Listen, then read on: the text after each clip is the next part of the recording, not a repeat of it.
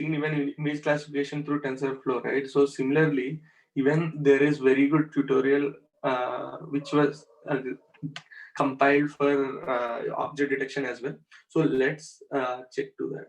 So here, if you can go to these images and then object detection with T-Hub. So this is where actually the code of object detection is. So here, actually, like TensorFlow has released one API for object detection. So if we use that, like actually the entire code, like we have to prepare the data set in that format, and in case if we place in the locations and then change the path, then if you run it, then we'll be able to train. Only thing that will be left is like to tune parameters, like what learning rate you have to keep. Only those things like we should be changing. So I'll in this tutorial I'll be introducing you to that as well. But first let's see like what this code is. Okay, so this is TensorFlow code, like object detection code. This is only for not for training, only to load the data, already pre-trained model data, and just do a detection on top of it. So first let's do that, and then we'll also go for retraining it. Okay. So here, let me. There is a direct link to run in Colab. So if you click on that, automatically like it will log into our Google Colab session, and it will open this like TensorFlow notebook over there. Okay, so when I clicked on that, so it's loading. Okay, yes, so I'll remove the table here. So here, this is now in my Google Colab account. So let me now look at it. So here, so let's start running. I'll be explaining like each step, like I'll be saying like what actually it does and all. So let's do it now. So let me run this code, like this will import the TensorFlow here. So usually like we'll also try doing the same in the local as well, because like after while retraining part we'll do it in local as well, because that needs some kind of setup need to be done. Like it is good to know those things. So this is done. So this is just a text. So it's written run this. Actually, what it is, let me double click. So actually what happens here is there are like few uh,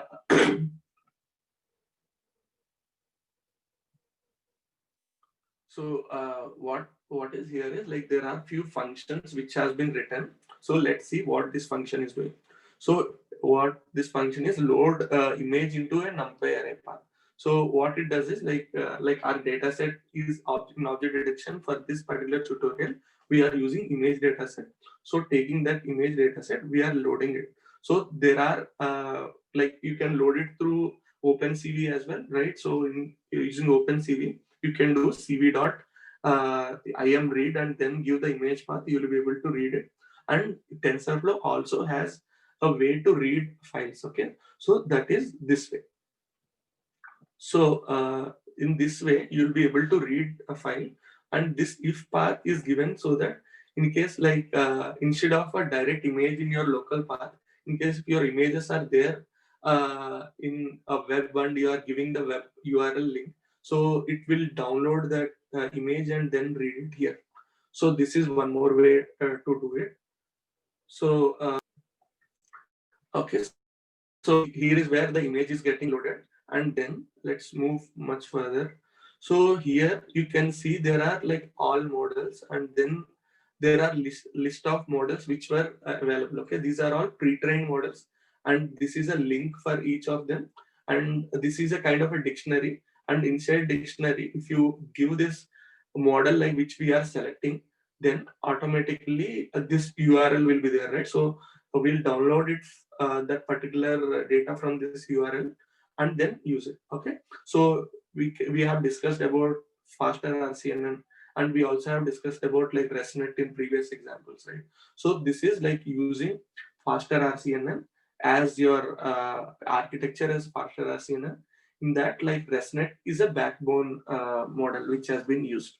So using the same, let's try to select this and then like do a kind of an inference on it. So if you can download it to your local by doing this way, like you can click this link and you can download that model to your local by running it. So now, but anyway, now we are running it inside our code, so we don't have to do that. So here there are also a few images like which were given. So there is a path of images. So this image were inside the GitHub link itself. Actually, the entire GitHub code will get stored in your Google Drive, I guess. So we'll also check that. No problem. So here is a path for few images which we'll be checking it. So okay. So and also there are like few others, but anyway we won't be using these pose points. That is at later stage. So let me run this. Okay. So I've run it.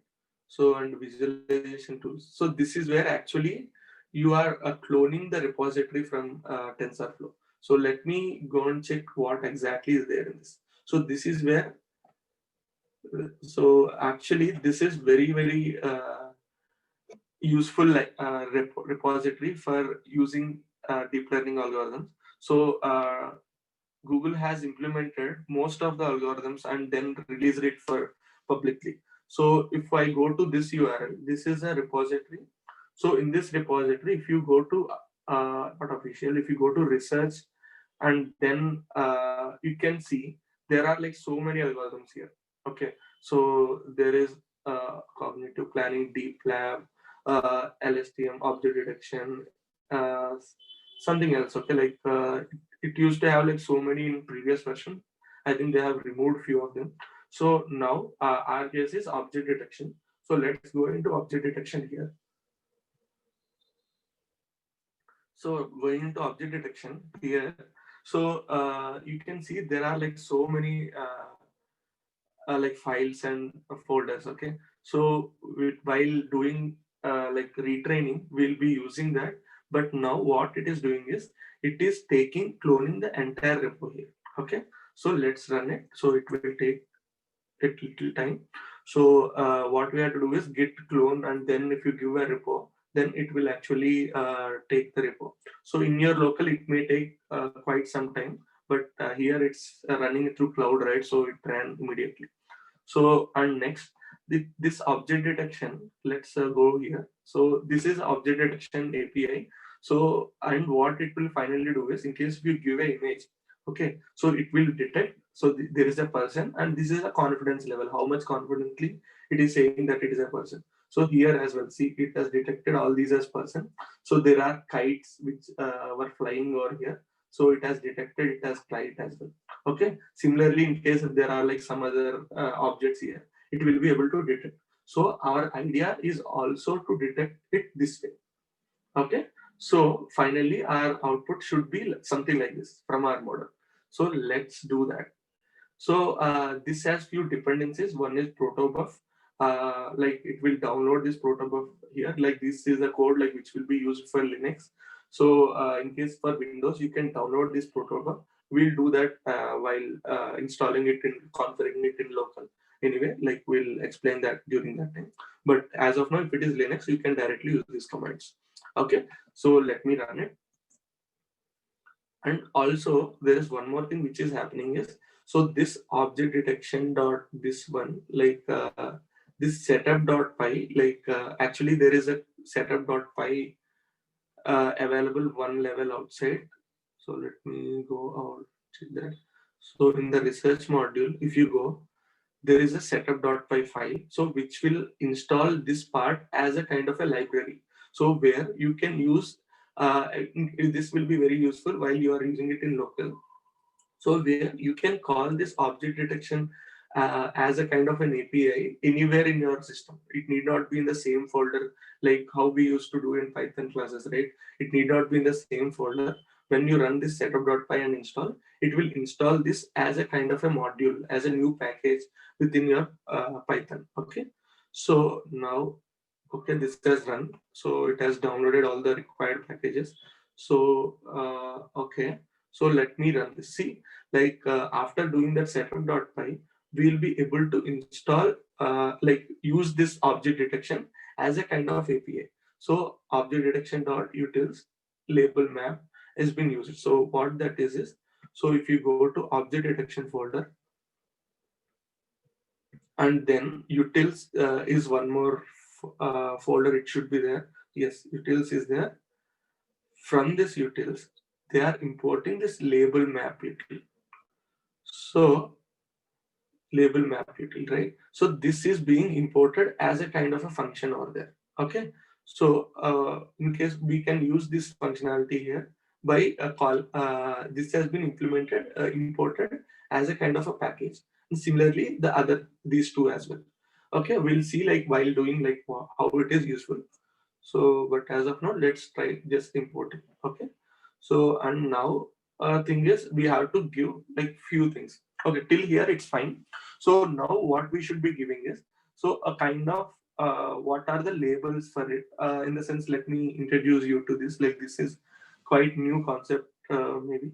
So here, what will be there is, so if you go to that path, then it will be easy. So object detection, there is a data, inside data, there is a PB text file. So till here, like it is, which will come available readily, right? So, but when you jump to this file, here is where actually the changes starts. Okay, so here you should be giving, providing this pb.text file, which actually contains the list of classes which are available to your in that data set. Okay, so this is mainly for evaluation purpose you need to give, right? So in case if it has detected something, let me go to one of these. Okay, anything, like anything is same. So here if you can see this Pascal data set. So you need to provide your in this your data set labels in this format. So where there is an aeroplane and you are assigning it to class 1. Similarly, bicycle you are assigning it to class 2. Bird you are assigning it to class 3. Something like this. So like this, like if you have in this format and provide it, save it as .pb text and provide that path here. Okay, so anyway, like while we are doing a custom like training for some objects like which we prepared our data by our own, and then we will use to retrain it, so we will be doing all these things there. But as of now, let's use the same thing like what is available. Okay, so here taking this, now what we do is we use this like class which we have imported, and then we are running it. So what actually do is it will take the category index, like nothing much, like it will assign aeroplane to class 1, it will assign like bicycle to class 2, something like that. You can go inside this class and then check like what this function is doing. Okay, so and then comes this part where we select the models here. So like if you remember, we have seen, if you double click, you'll get like this. So what it actually is, like you can if you remember a few page back here, there are like all the models which are a list of models which are available for like which are like pre-trained models which are available with the URL, right? So you have to select one of those models. So you can always replace it from here, like change this code here, or there is a way provided here to by doing this title model selection, right? So actually instead of doing it there, so you can select your model this way. Okay, and I want to select what should I select. Let's go for faster RCNM and 50. This is quite smaller one compared to others, like faster ResNet 50 is like smaller model. ResNet 101 is like a quite bigger model. Okay, so let me select this. Anything, like you are free to select anything, just that it will download the data and then show you output. So I'm running it. See, like now this model, this URL will be downloaded once we are trying to load. Okay, then there is this hub.load model. This is this code syntax are same like everywhere. Okay, and this model.handle is where actually your URL has been saved. Okay, so if you run it, actually it will download the model from like in this URL, it will start downloading the model and it will load it to your this one. Okay, this is your pre-trained model now. Okay, it will take quite some time to load it. So once it is loaded, what will happen is, like in case you move much further, so we have to give images to it. Okay, so let me double click it. So here we have to pass the image paths to it. Okay, so what are the images which we are passing it? So let me, like there is a default beach image, like which was this, not this. Okay, where is it? So beach image is something like this. So you can, let's go and see what images you have. Okay, so there is a path like which was shown, right? So which was test images here. So here is where actually there are few sample data given here. So if you open this image one, so this is, there are like dogs. Okay, you can view this picture as well and see how dogs are being detected. Okay, or you can also give like maybe the second one, which is this one, like where there is a like which has been shown, right? So you can also give this image. So these images like path we should be giving, actually it has been given on rows slightly above, right? So it's still loading. Okay, model loaded, yeah. So we can give this beach image as well. Okay, so let me run it, and after running, next what we are doing is here, so this is the image which we are giving as input to it. Okay, so this image, now what we are doing is, so here is where we are actually loading. Okay, this is, this hub model is what the image like which we have already loaded. Okay, this contains that larger model which has been pre-trained. So to it, like we are giving this as input. This image underscore np is where actually our model is. Okay, so our sorry, our data like image is, so we are running that, passing that image to this model and getting the outputs in result. So this result actually contains so many outputs, right? So let's run it and check like what we'll get.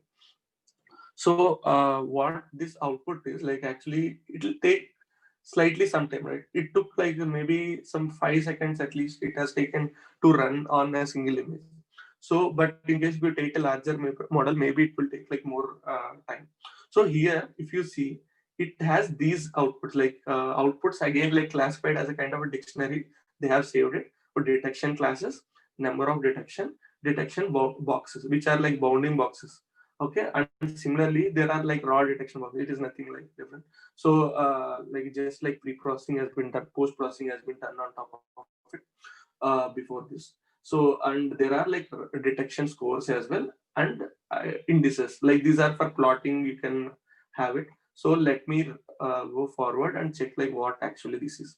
So now here is a code to visualize each box. Actually we also have imported this utils, right? So this contains the code to view like each box on top of the image. Okay, in case if you have a box and if you have an image, if you want to draw bounding box on top of it, we have discussed this like few sessions late before, where we have discussed about label editor, right? So there we have discussed about like how to place a box on top of an image using OpenCV and all. So similarly this is like maybe another kind of implementation where they if you pass this image as well as the bounding box information, that bounding box detection bounding box, right?